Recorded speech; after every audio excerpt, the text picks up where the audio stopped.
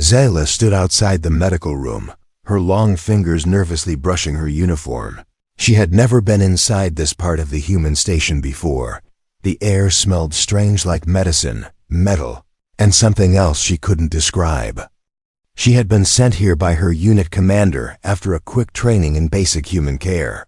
Her job was simple: monitor the injured human male and keep him clean. But Zila had never met a human in person before. She had seen them in halls, read about them in her academy. Some of the stories called them monsters, others called them heroes. All she knew was that this one had been found alone in the ruins of a battlefield, barely alive, covered in burns, scars, and bandages. The door slid open with a soft hiss. Inside, the room was quiet, dim, and cold. On the bed lay the human, still as stone, covered with a gray blanket. His breathing was slow, steady, but weak. Machines beeped softly. Keeping him alive, Zila took slow steps toward the bed. She stared at his face, pale, bruised, and strangely calm. He didn't look dangerous, just broken. A datapad on the wall showed his name: Connor Ann. Human male, rank unknown. No visitors had come for him. No one had claimed him. Zayla took a clean cloth and a small container of water. Her fingers trembled slightly as she dipped the cloth. She started by wiping the dirt off his forehead. The skin felt warm, surprisingly warm for someone unconscious. She moved to his arms, careful not to disturb the wires and healing tubes. As she worked, she noticed the muscles under his skin, even while asleep. His body looked strong. There were scars too, old ones. Deep ones, like someone had cut him open and stitched him back. Zila frowned but said nothing. She kept wiping gently, quietly. Then came the moment she had been dreading. The order said she had to clean his upper body fully under the blanket too. Zila hesitated, holding the edge of the blanket. This felt too personal, too close. But she reminded herself, this was just duty, nothing more. She slowly pulled back the blanket, revealing part of his chest. The skin was scarred, but clean. She wiped around the bandages, trying not to touch the healing wounds, and then something moved. A twitch. A small shift beneath the blanket near his stomach. Zila froze, her eyes wide. Was it a muscle reflex? A reaction to touch? She leaned closer, holding her breath. For a moment, nothing happened. Then, his fingers moved slightly, curling just a bit. She stepped back, heart racing. He was waking up, but he didn't open his eyes. He didn't speak. The movement stopped. As quickly as it had begun, Zila looked around, unsure if she should call the med officer. She decided to wait. Maybe it was normal. Maybe the medicine caused it. She pulled the blanket back up gently, covering him again. Her hand lingered there for a second longer than needed. Something about that movement felt personal. She took a deep breath and returned to the cleaning. This time she was more careful, watching for any signs. She wiped his neck, shoulders, and chest with soft hands. Her eyes kept drifting to his face. His jaw was strong, his brow furrowed even in sleep. After a few more minutes, she finished her task and stepped back. She cleaned her tools and placed everything in the sanitizing unit. Before leaving, she glanced back at him one more time. He looked the same still. Asleep, covered in scars, but now to Zila, he looked different. Not like a monster, not like the enemy, just human. As the door closed behind her, she whispered under her breath, "I hope you wake up soon." And behind her, under the blanket, something stirred again. Zila couldn't stop thinking about it. That tiny movement beneath the blanket, that sudden twitch of his fingers, was it a random spasm? Or was the human actually waking up? She had seen patients react before, but this felt different. Back in her small quarters, she lay awake. The lights were off. The station was quiet, but her mind was loud. Her thoughts kept circling back to his face, his body, and how he seemed. So still yet somehow alive. She didn't understand why it mattered so much. The next morning, she asked the head nurse if she could continue caring for the human male. The nurse raised a brow but agreed without asking questions. Few wanted that duty anyway. Many feared humans, especially injured ones. Some even whispered that a half-dead human could still be dangerous. But Zella felt something else. Curiosity when she entered the room again. The smell was the same cold metal and medication, but today the air felt heavier, like it was holding something back. Connor was still lying there, wrapped in his blanket. Machines beeped steadily.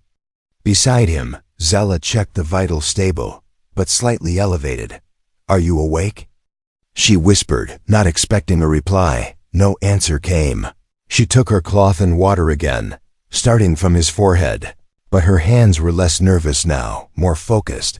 She moved down to his chest, gently cleaning around the bandages. Suddenly, his lips moved. Zella froze, staring at his mouth. He didn't open his eyes. But the sound came again, a soft whisper. ... cold ... Her heart skipped. Cold? She repeated slowly. Was he feeling the cold air? Or dreaming? She reached for the control panel and increased the room's temperature slightly. Then she covered him up to his shoulders. His body shifted ever so. "Slightly beneath the blanket, Connor," she said softly. Testing the name, his lips moved again, but she couldn't understand the word. It sounded like Angel or something close. Zella tilted her head, confused. Why would a human call her that? She moved closer, watching his face. He looked peaceful now, less tense than yesterday. His hand rested near the edge of the blanket, fingers slightly curled. She stared at them, wondering what those hands had done during battle. Had they saved someone or harmed others? The datapad blinked. Slight movement detected in neural activity. She read the report, her eyes widening. He wasn't just dreaming.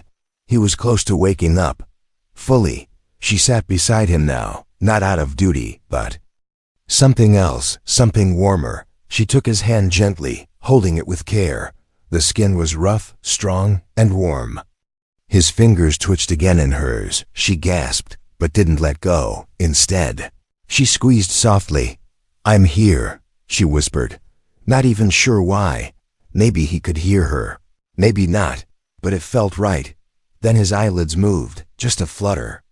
At first, then one eye opened, just a little, dark, deep, confused. He looked straight at her, and for a second neither of them breathed. "Where am I?" he asked, voice dry and cracked. Zella blinked, surprised. "You're safe," she replied slowly.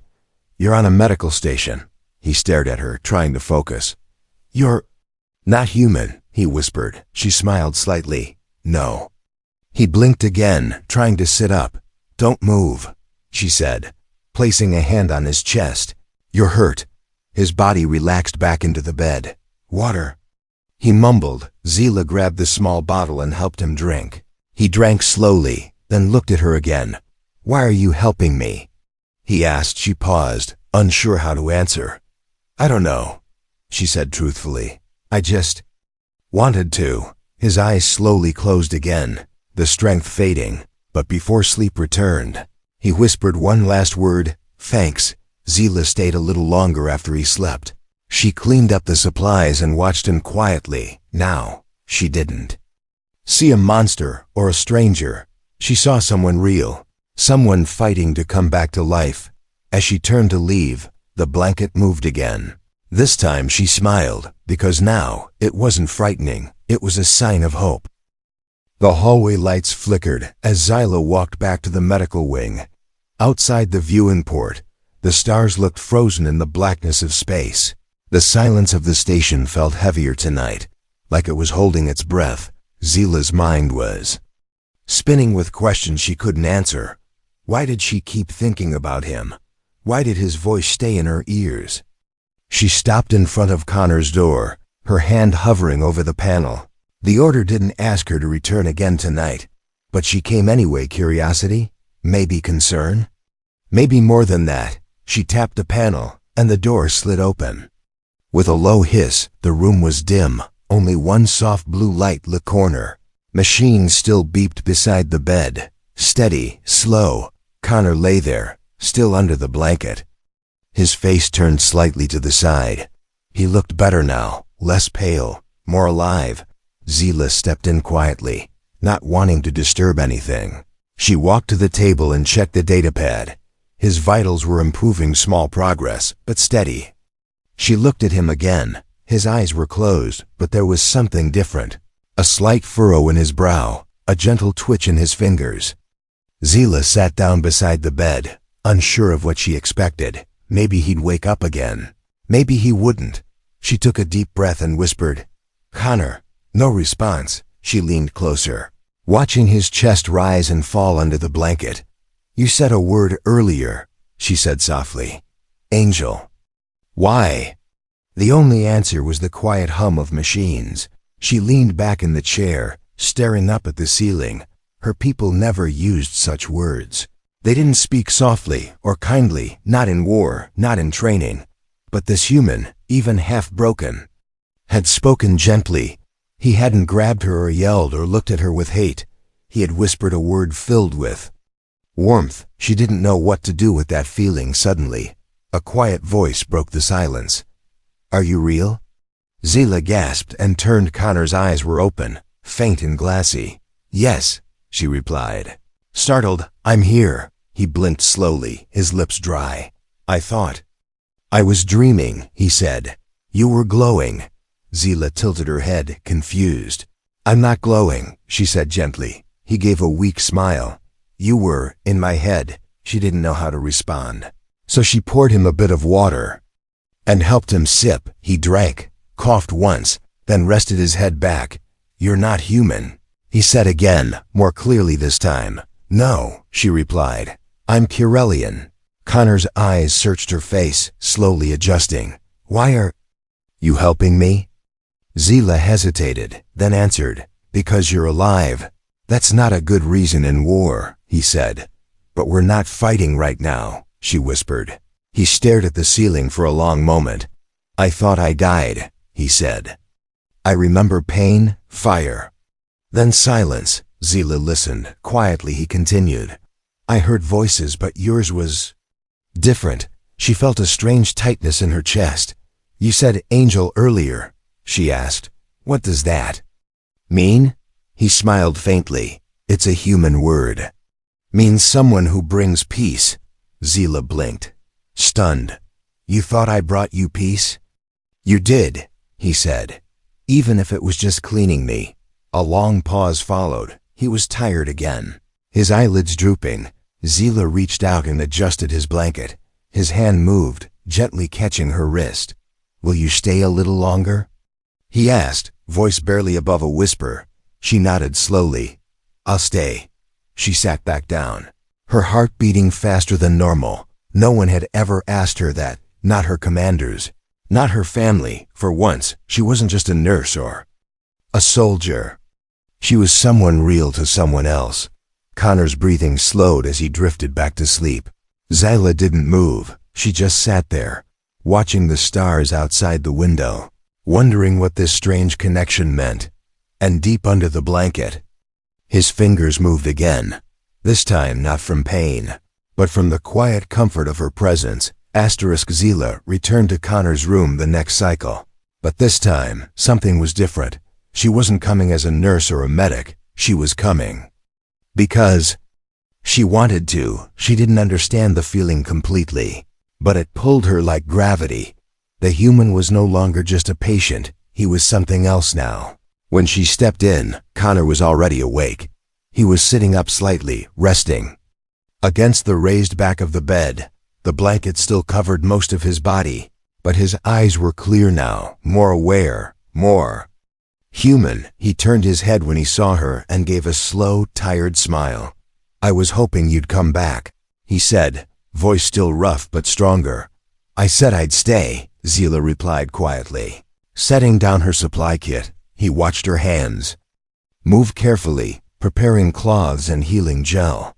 "I wasn't sure if you meant it," he admitted. "A lot of people promise things when you're dying." Zila looked at him seriously. "You're not dying." A small smirk tugged at the corner of his mouth. "Not anymore," he said. "Thanks to you." She stepped closer, dipping the cloth in warm water. "May I?" she asked, gesturing to the edge of the blanket. Connor hesitated, then nodded slowly. I trust you, he said softly. Zila gently pulled down the blanket, revealing his chest and parts of his shoulders. Under the bandages were healing scars. Long and ugly, she didn't flinch this time. Instead, her hands moved with care, wiping the skin around the wounds. He winced once but didn't pull away. You were burned badly, she said, her voice calm. Connor looked down at his own body. They hit our evac ship before we made orbit. I'm sorry, Zila replied. He shrugged. You're not the one who shot me. She gave a small smile, the first one in front of him.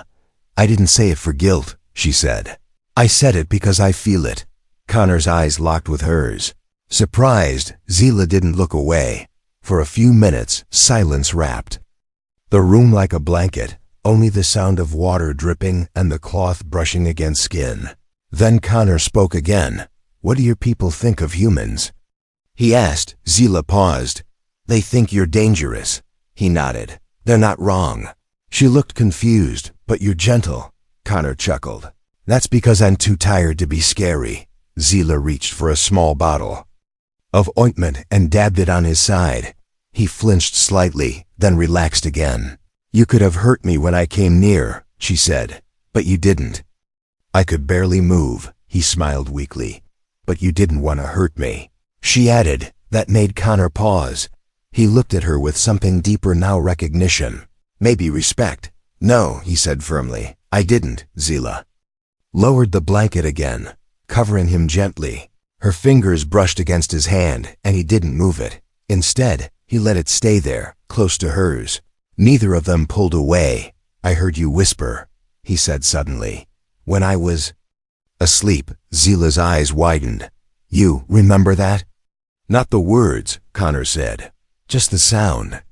It was soft and warm. Zila felt a strange flutter in her chest, something unfamiliar. Maybe I was trying to comfort you, she whispered. He closed his eyes for a moment, letting her words sink in. I haven't heard comfort in a long time, he said. Only orders, screams, and silence.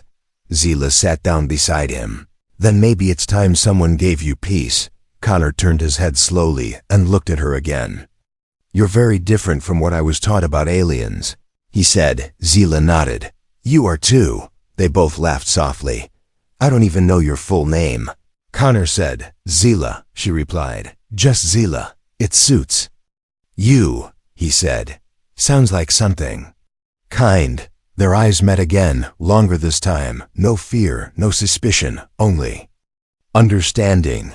The kind that grows from shared silence and soft moments. The kind that doesn't need explanation.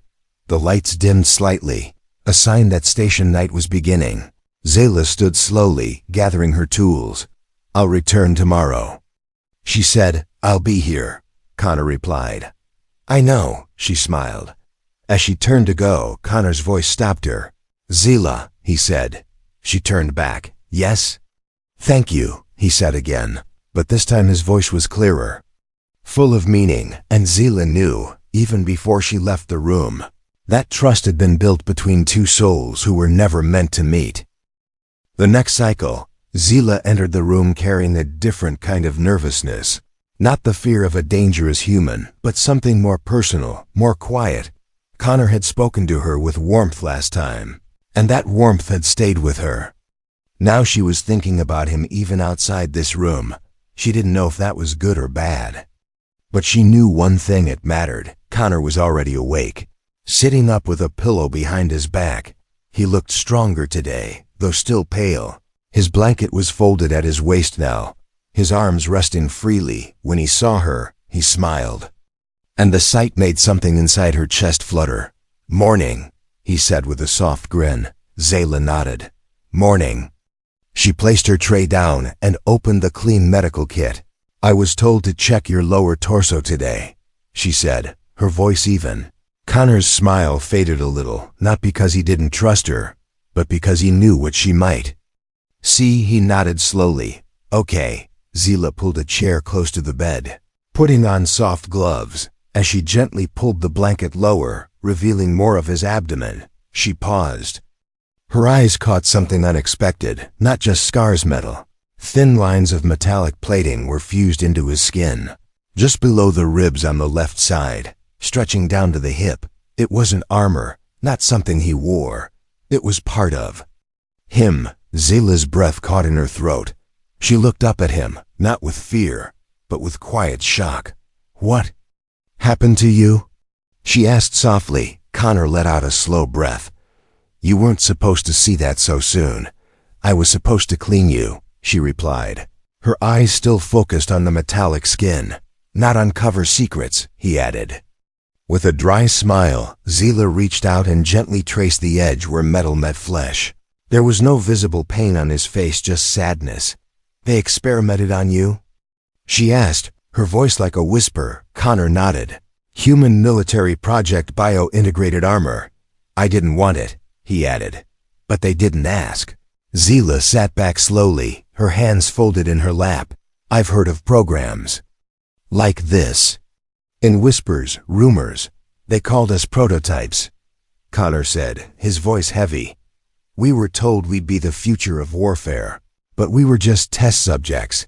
Zila's hands clenched without thinking. Anger wasn't something her kind showed often, but right now it curled in her chest like heat. "They treated you like a weapon," she said. Connor looked at her and replied, "Not a weapon, Zila, an object." The silence that followed was thick. Zila looked at him again, not as a human soldier, but as someone carved apart and put back together. She realized then, he had not only survived a war outside, he had survived a war inside too. "I'm sorry," she said. Meaning every syllable. "You didn't do it," he replied. "No," she said. "But someone should have said sorry a long time ago." Connor smiled gently. "You say it like it matters." Zila leaned forward again, picking up a clean cloth. "It does," she said, "because it comes from someone who means it."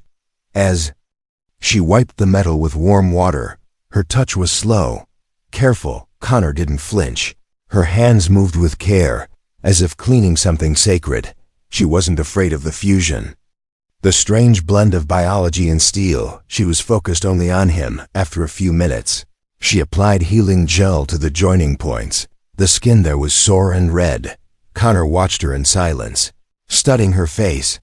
"You're not like others," he said. Zila looked at him. "You're not either," he chuckled. "We're both broken." Zila shook her head slowly. "No, we were broken," she corrected. "But not anymore." That silence returned again, but this time it was calm, the kind that wraps around two people who no longer feel like strangers. Zila placed a new bandage over the sore area and pulled the blanket back up gently. Connor let his hand rest over hers again. She didn't move away. "You came back every day," he said. "Even when I couldn't speak or move," Zila nodded. "I came because I saw you were still fighting." Connor looked into her eyes. "And what do you see now?" Zila didn't blink, didn't look away. "I see someone worth saving," she said simply. Connor closed his eyes for a moment and whispered, "Then maybe I was never an object after all." Zila stood outside the commander's office, her back straight, hands locked tightly in front of her. She had been summoned without warning, and the tone in the message was sharp. Inside, behind that closed door, decisions were already being made. Decisions about Connor, about his fate, and none of them included her. The door slid open with a buzz, and the commander's voice came cold and direct. "Enter." Zila stepped inside, saluted respectfully, and waited. The commander, a tall Corellian with gray markings along his face, didn't look up from his datapad. "Your report was thorough," he said finally, "but it raises concerns." Zila's heart sank. "Concerns, sir?" She asked carefully. "You've spent 6 full cycles in direct care of the human male," he said, eyes narrowing. "Too much time." She stayed calm. "He was unresponsive for most of that time, and now he's recovering." "That's the problem," the commander said bluntly. Zila blinked. "You don't want him to recover?" "We don't know what he is," the commander replied. "What kind of weapon might be hiding inside him?" Zila clenched her jaw but kept her voice steady. He's shown no aggression, no threat, only pain and confusion. The commander stood up slowly and walked to the window. That human carries technology inside him, fused to his organs. Something that even we don't fully understand. Zila took a breath. He was made that way against his will. The commander turned toward her sharply. And that's exactly why he's unstable. He must be transferred to secure detainment immediately. Her chest tightened. Sir. He's barely able to walk. Then he won't resist, the commander said coldly. Zila stepped forward. With respect, he is not a threat. The commander's voice turned dark. He's a liability, he said. And liabilities are cleaned up before they cause damage. Zila felt something burn in her chest. She had heard that tone before, from those who never saw others as people, only as tools or problems. She gave a stiff nod. Understood, sir, and left the office, but inside, she was already making a decision of her own. Connor was sitting up when she returned, trying to flex his legs. His face lit up when he saw her. Hey, Nurse Zila, he teased weakly. She didn't smile, not this time. She walked over quickly, lowering her voice. They're transferring you, she said. Connor's smile faded. What? Tonight, she added, to a secure room. Why? He asked, sitting straighter despite the pain. Zila hesitated. They think you're a threat. Connor's jaw clenched. Of course they do. They don't trust what's inside you, she said. I don't even trust what's inside me, he whispered, then looked at her. But you do? Zila met his eyes without blinking. I don't trust what they see, she said. I trust what I've seen.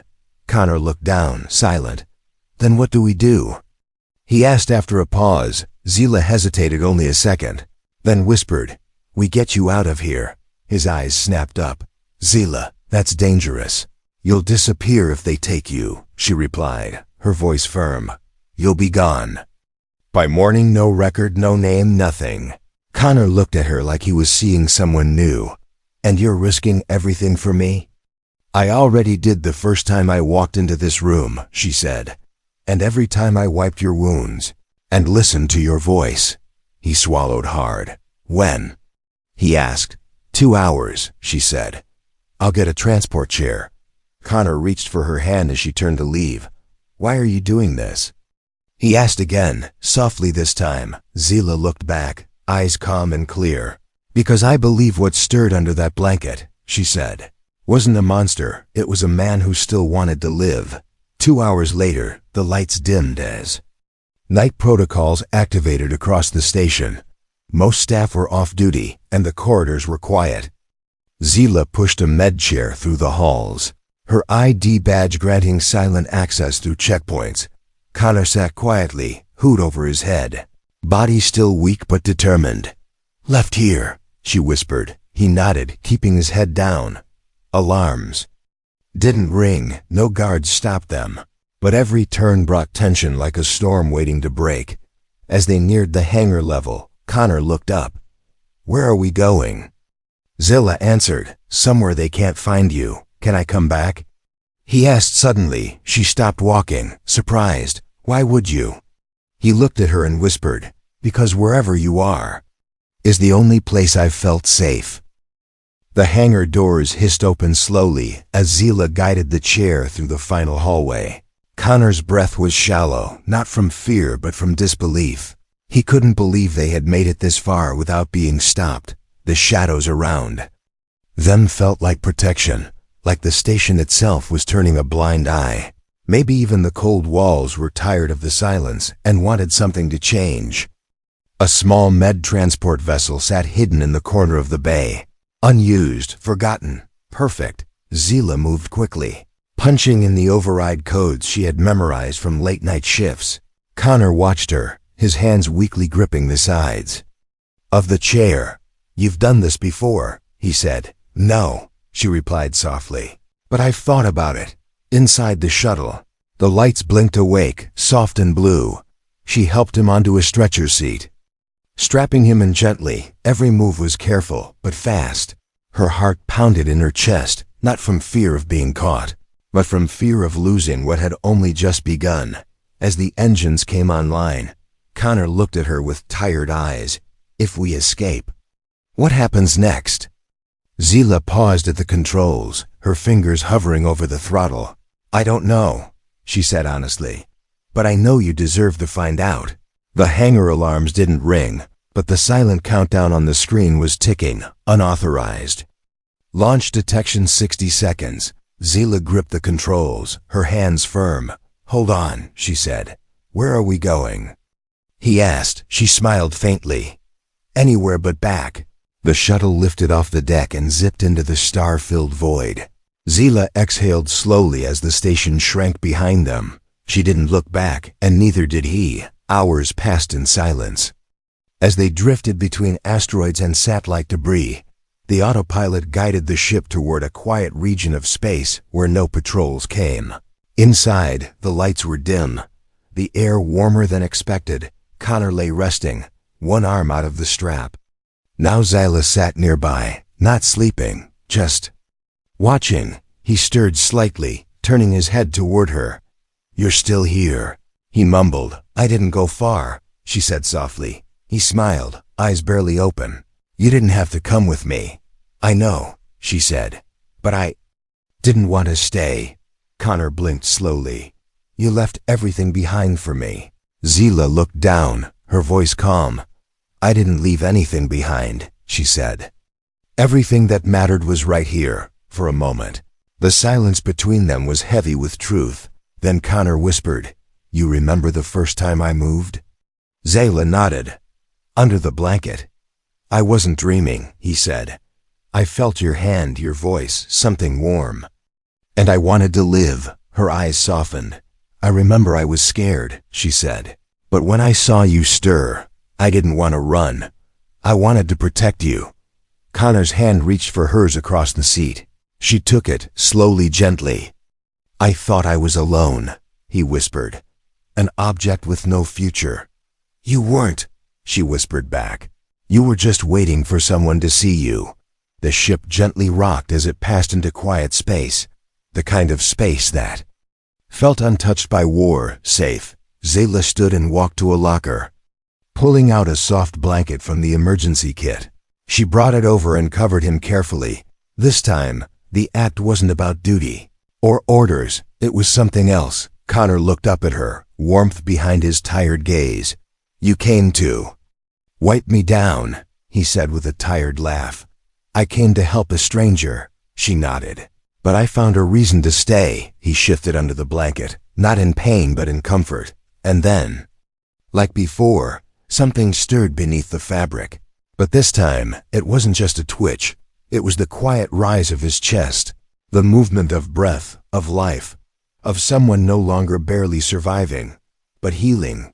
Zila sat down beside him again, hand resting gently near his. In the soft hum of the ship, there were no machines beeping, no alarms shouting, just quiet, peaceful, real. For the first time in cycles, she wasn't afraid of her future, because now, beneath that same blanket, where everything began, there wasn't fear or mystery, there was hope.